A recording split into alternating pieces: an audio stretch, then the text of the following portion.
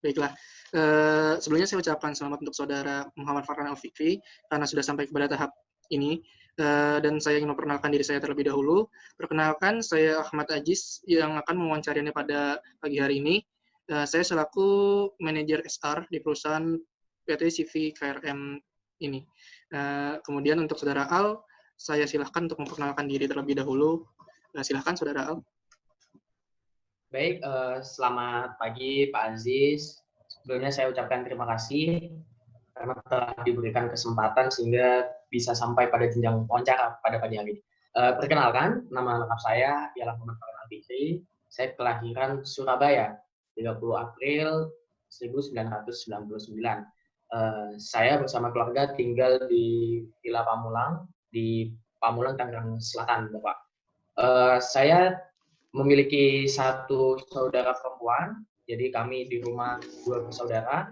Untuk jenjang pendidikan, saya memilih di program studi manajemen di Universitas Pertamina, salah satu universitas swasta di Jakarta. Itu saja mungkin, Pak. Oke, baiklah.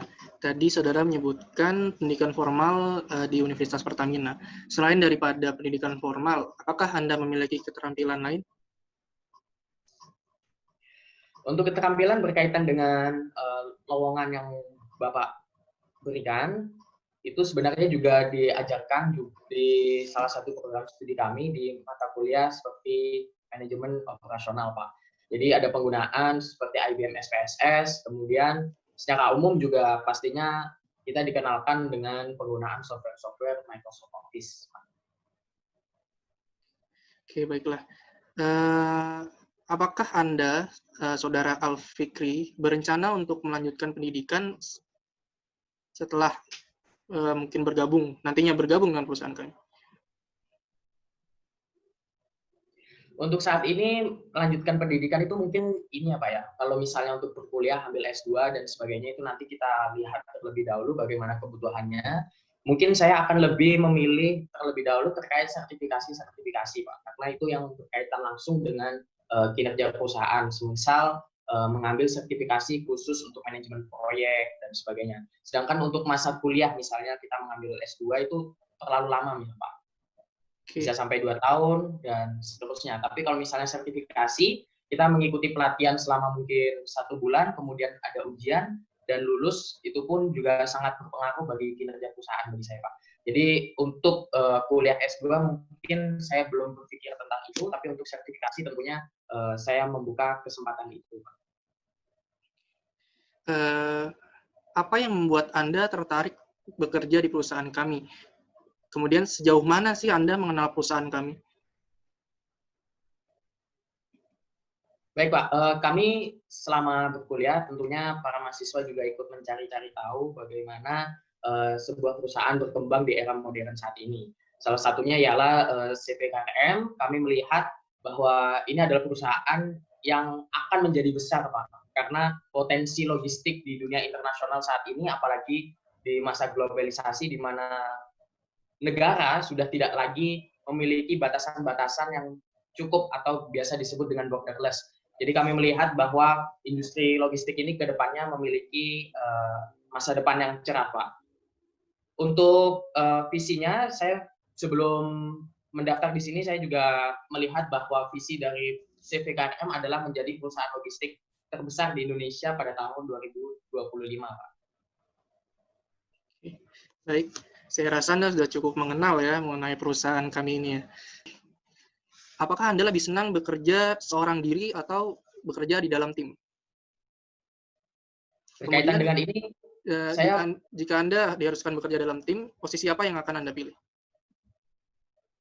Baik Pak, sebelumnya saya ingin menjawab terlebih dahulu bahwa bekerja secara sendiri-sendiri ataupun secara tim, itu perlu dilihat dari bagaimana sebuah permasalahan atau persoalan itu harus diselesaikan, Pak. Jadi kalau bagi saya sendiri, sebuah pekerjaan itu ada yang memang cocok dikerjakan secara tim, ada yang mungkin lebih cocok dikerjakan secara mandiri atau individu. Jadi prefernya itu tergantung dari permasalahan itu sendiri, Pak. Untuk bekerja secara tim saya tidak memiliki kendala, alhamdulillah. Jadi saya rasa untuk kedepannya apabila bekerja secara tim, saya tidak mengalami kendala-kendala itu.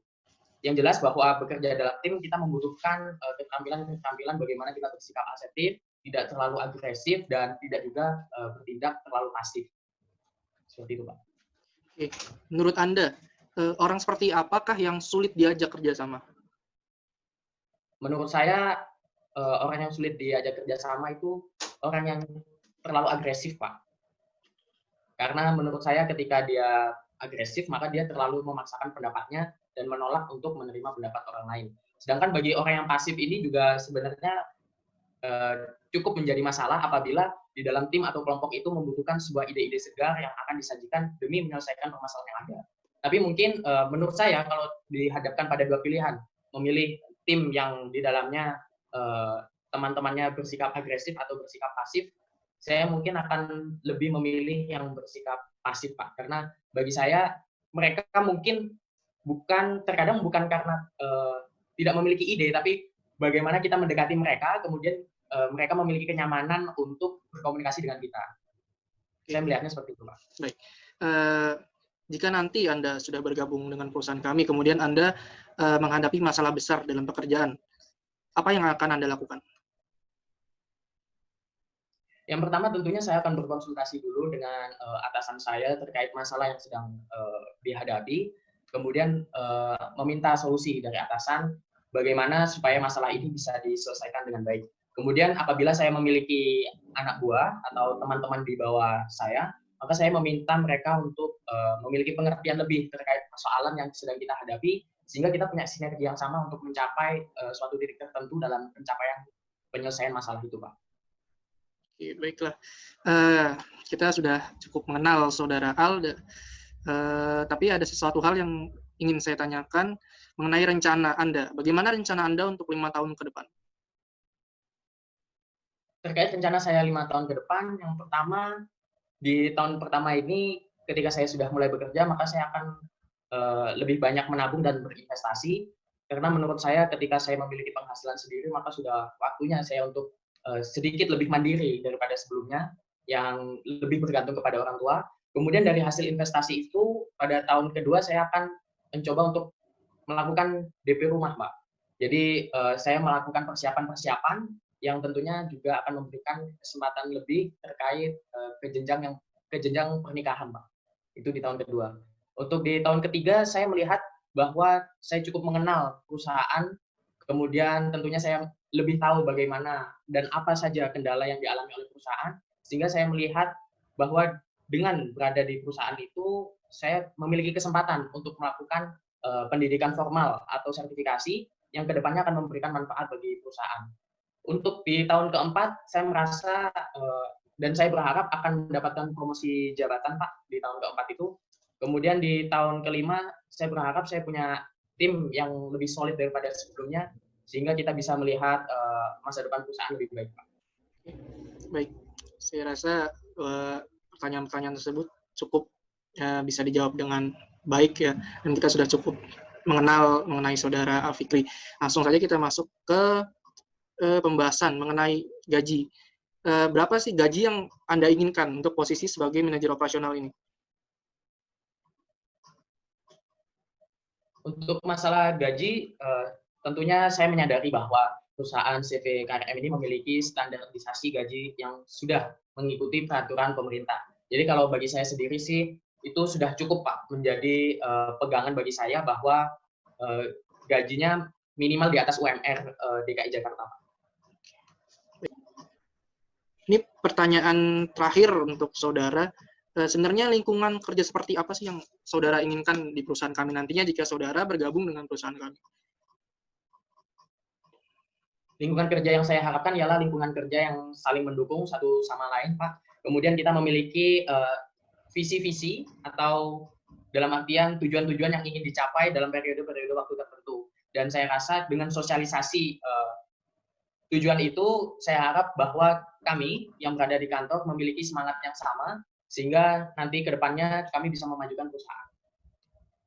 Oke, baik. Mungkin sudah semuanya dijawab dan kita sudah cukup tahu mengenai Saudara Al-Fikri.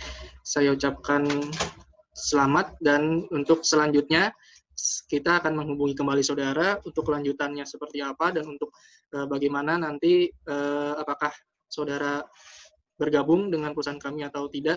Kami akan menghubungi saudara melalui email atau mungkin nanti undangan secara langsung. Segera akan kita kabari. Baik, mungkin itu aja. Terima kasih sebelumnya sudah hadir di wawancara kita pada pagi hari ini. Saya akhiri. Silakan jika saudara mungkin ada kegiatan lain. Baik, Pak. Terima kasih, Pak.